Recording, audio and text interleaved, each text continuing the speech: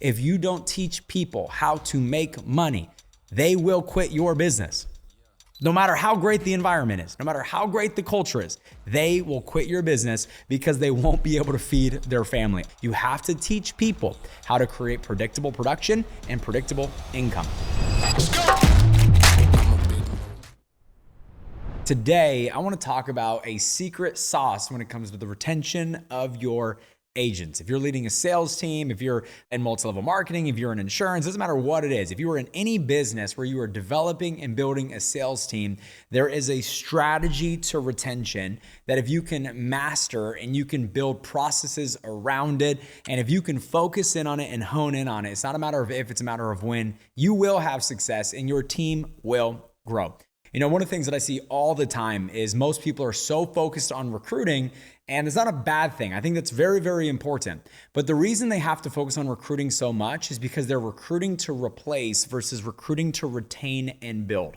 Let me say that one more time. They are recruiting to replace versus recruiting to retain and build. And so yes, we want to have a massive funnel of recruiting volume because in business, you can never recruit too many people. But what's extremely important is to make sure that we retain these people after we recruit them. And so what I want to do is I want to give you 4 points today that are more intangible, but I want to give you 4 intangibles today that will make all the difference in your retention process. So let's dive into the first one. The first one, number 1, is we have to sell a fat dream. We have to sell a fat dream. I want you to always remember this. Big does not fit in small, but small fits in big. And oftentimes when you onboard people into your business, most of them think small, unfortunately, but then you also have a few that will think big. What you don't want to do is you don't want to lose a player because you spoke too small. If you are casting a small vision and you bring somebody into your business that thinks big, has big goals, big ambitions, now all of a sudden their vision is bigger than the one you're casting and they no longer feel like that is an environment for them. But when you sell a big vision, a vision big enough where everyone else's vision and dreams can fit inside of it, now all of a sudden people look at that vision and say, okay, I can see my dream becoming a reality working with this company, working with this firm, being a part of this organization and this agency. So you got to sell a fat vision. But what also happens is people who have a smaller vision, their vision gets stretched and things that they didn't even think was possible and or know was possible now seems attainable and now seems possible. See, in order to win in business, in order to win in sales, in order to win in life, there's a lot of work that's required. There's a lot of setbacks that are required.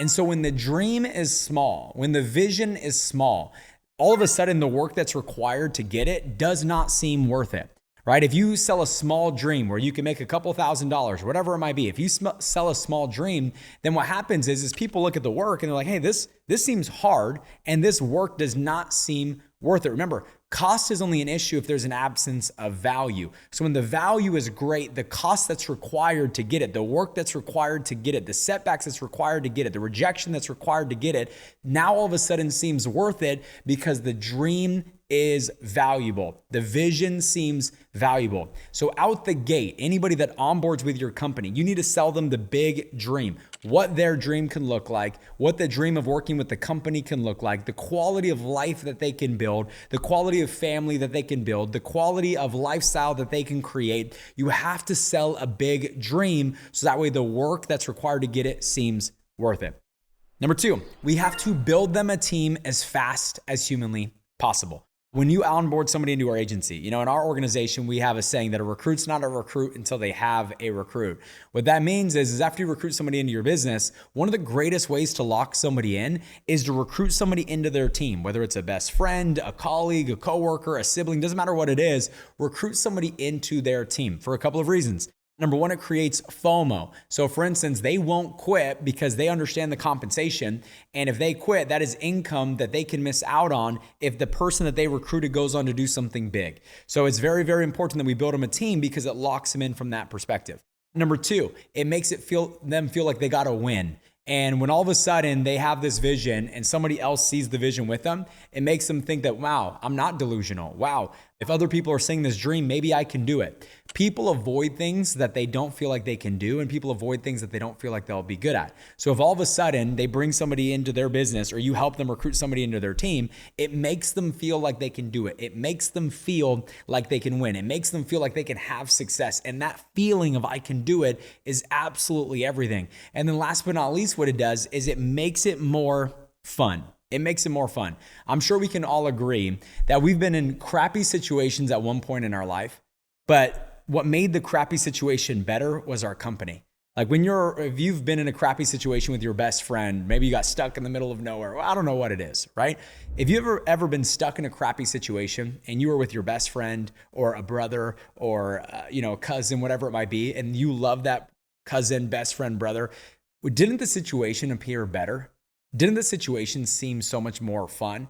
Absolutely. You turned a crappy situation into a good situation simply because of the company that you kept in that situation. It's the same thing here. If I recruit you and then I'm able to recruit your best friend into the business with you, now all of a sudden in the development stages of you learning the skills required to win in business and in sales, now all of a sudden, because I recruited your best friend, it's a lot more fun. There's more joking, there's more laughing, there's more entertainment. It's more joyful to bring somebody into business with you that you like. And so my goal is, can I recruit your best friend as fast as possible? Can I recruit your cousin as fast as possible? Can I recruit a sibling as fast as possible? Can I recruit somebody that you will enjoy building this thing with as fast as possible? And if I can do that, my retention is going to go through the roof. Number 3, build a relationship. This is so important. People do business with people that they like. People stay in business with people that they like. And so I remember years ago, I heard this analogy from a mentor, and he said, you need to be the type of person that people want to have a beer with.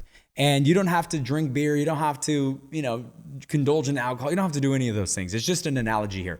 You got to be the type of person that people want to have a beer with. You got to be the type of person that people want to hang out at the beach with. You got to be the type of person that people want to sit around a bonfire with. You got to be the type of person that people enjoy your company. If you are not enjoyable, why in the world would people want to be around you all the time? If you are not enjoyable, why would people want to be in your business? If you are not enjoyable, why would somebody want to be a part of your team? That doesn't make any sense. So yes, it's important to hold high standards, but you know what's very, very important? To make sure that people are having fun, to make sure that people are enjoying themselves, to make sure that the relationships is genuine and real. It is so much easier to build a business with people that you like. Somebody asked me the other day, they said, Matt, what has been one of the secrets to you building your business? And my answer was, I only build people I enjoy. I only help develop people that I want to spend the next 10, 20, 30 years with.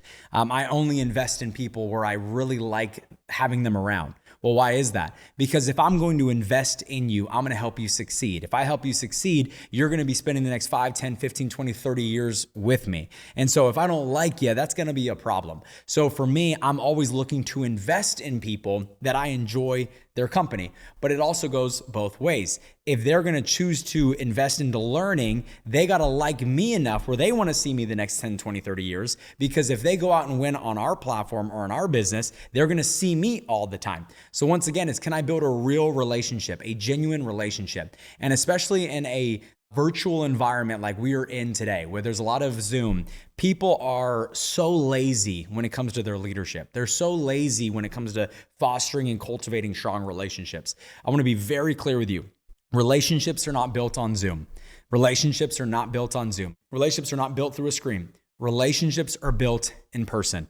They're built over a game night. They're built over swimming in the pool. They're built at the beach. They're built in person. That's when real, authentic relationships get built. They get built at the bonfire or the potluck or the dinner. They get built over breakfast. Relationships get built when quality time is spent, not quantity time virtually. Relationships get built when quality time is spent. So important. Build strong relationships with your people where people don't feel like they're quitting on a boss. They feel like they're quitting on a friend and or more importantly, trying to become family. And last but not least, number 4, get people paid. If you want to create a sticky business, you have to get people paid.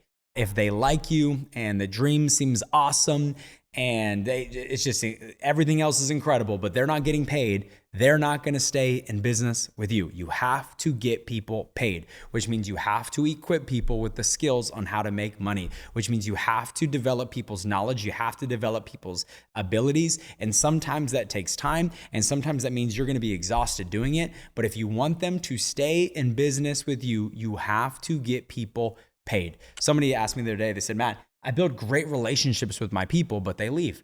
I said, well, because you didn't teach them how to win. And so they like you, but the problem is they like you and they're not able to pay their bills. That's not good. It's got to be, I like you and I'm crushing it financially. I like you and we're earning great income. I like you and I'm making more money than I've ever made in my entire life. If you don't teach people how to make money, they will quit your business. No matter how great the environment is, no matter how great the culture is, they will quit your business because they won't be able to feed their family. I wouldn't stay in business with you either if I couldn't feed my family. You have to teach people how to create predictable production and predictable income. And if you can do that, you scale. You know, something that I've been saying often is if you can't replicate it, you can't duplicate it. You need to make sure that you can replicate where you got the client from. And if you can replicate where you found the client, then you can duplicate that into your organization. So the more you can replicate it, the more you can duplicate it. You got to keep it simple. You got to have a system. You got to have a process. And if you have that for creating predictable revenue and income, your business will absolutely explode. So those are the 4 things that you need in order to retain your agents, to be able to retain your sales team, to be able to retain the organization that you build. And so if you can hone in on those 4 things, your entire business will shift, the entire thing. So guys, hopefully you learned something from today. If you got something out of today's message, do me a favor, like, share, subscribe, tell a friend about it. You know, we put out all this content for free. All we ask is that if you ever learn something, you tell others about it. So thank you guys. We'll see you guys next week. Let's get it. Let's get it. Let's get it. Let's get it.